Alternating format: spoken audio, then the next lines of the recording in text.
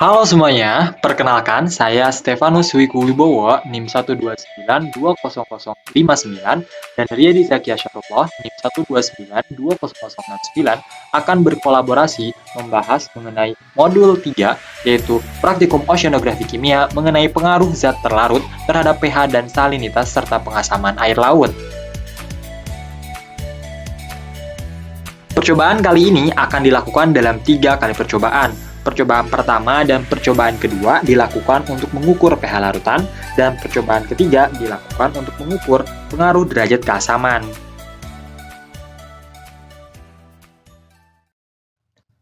Percobaan yang pertama, dilakukan pengukuran derajat keasaman dengan digunakannya indikator pH universal pada gelas A sampai dengan F dan gelas mula.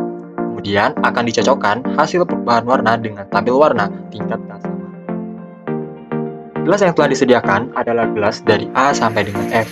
Gelas pertama dimasukkan baking soda sebanyak setengah sendok makan dan kurang lebih 100 ml air. Gelas B berisikan isi setengah air perasan lemon dan air kurang lebih 100 ml air.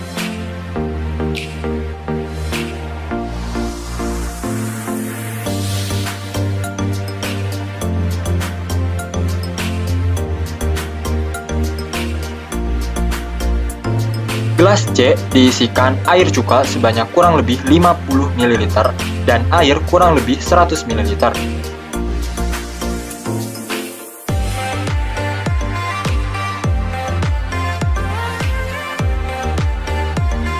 Kemudian gelas D diisikan larutan pemutih cair sebanyak kurang lebih 50 ml dan air sebanyak kurang lebih 100 ml. Gelas E berisikan air hand sanitizer kurang lebih 50 ml dan air kurang lebih 100 ml.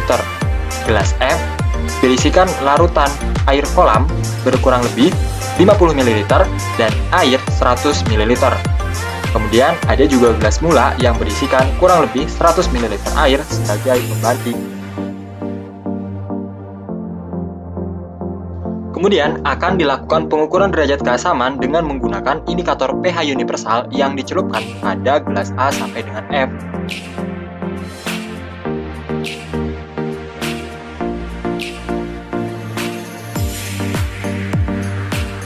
Berikut adalah hasil dari pH universal yang telah dicelupkan dari gelas A sampai dengan F. Kemudian dilakukan pengukuran pada pH meter.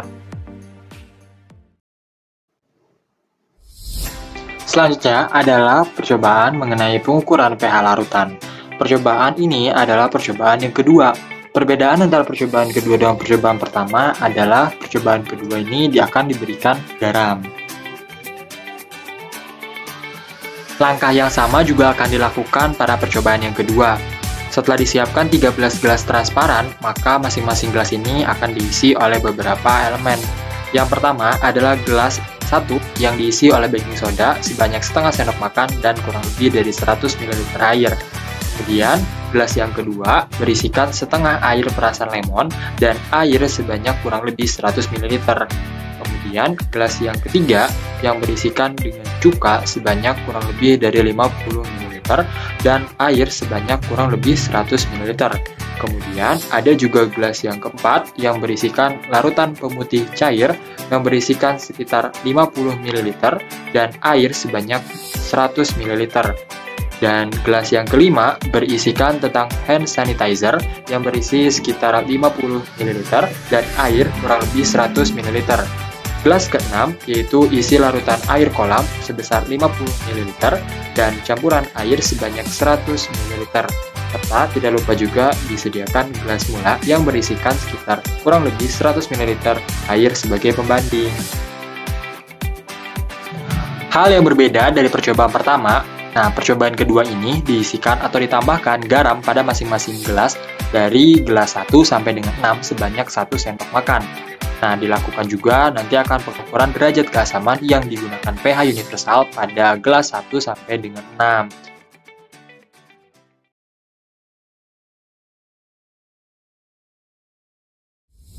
Pengukuran derajat keasaman digunakan pH universal. Pada pengukuran kali ini, digunakan 3 kali hitungan yang dimasukkan ke dalam cairan. Hal ini mengantisipasi dengan pH universal yang akan luntur jika terlalu lama. pH universal akan dimasukkan ke dalam masing-masing gelas yang berada 1 sampai dengan 6.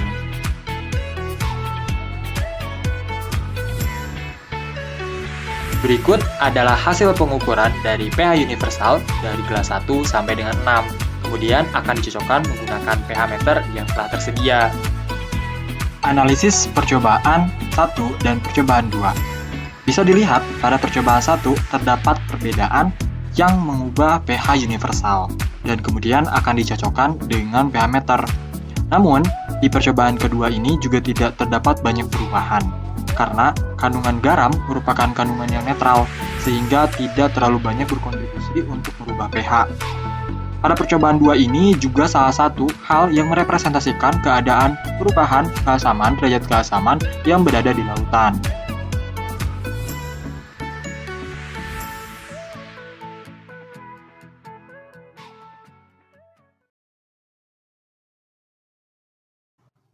Selanjutnya adalah percobaan yang ketiga mengenai pengaruh derajat keasaman. Sebelumnya, kita akan mempersiapkan alat dan bahan dalam percobaan ketiga ini. Yang pertama, disiapkan 3 gelas kaca berlabel 1 sampai dengan 3. Kemudian, dimasukkanlah cangkang kerang pada masing-masing gelas. Jumlah cangkang kerang yang dimasukkan ke dalam setiap gelas adalah jumlahnya sama, yaitu 1 buah.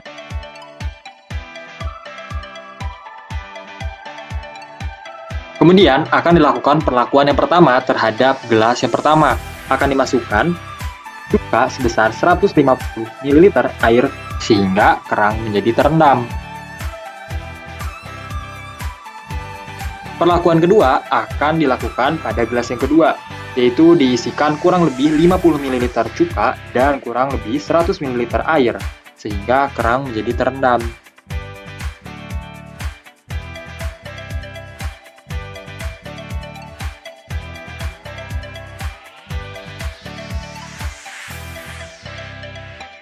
Perlakuan yang terakhir atau perlakuan yang ketiga adalah gelas yang ketiga.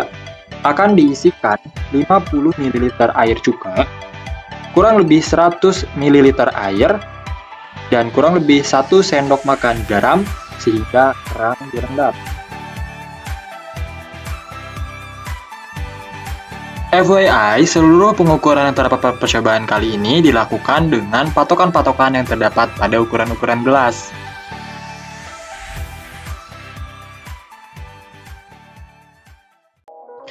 Setelah selesai, cangkang kerang akan diamati sebanyak 5 kali dalam 2 jam.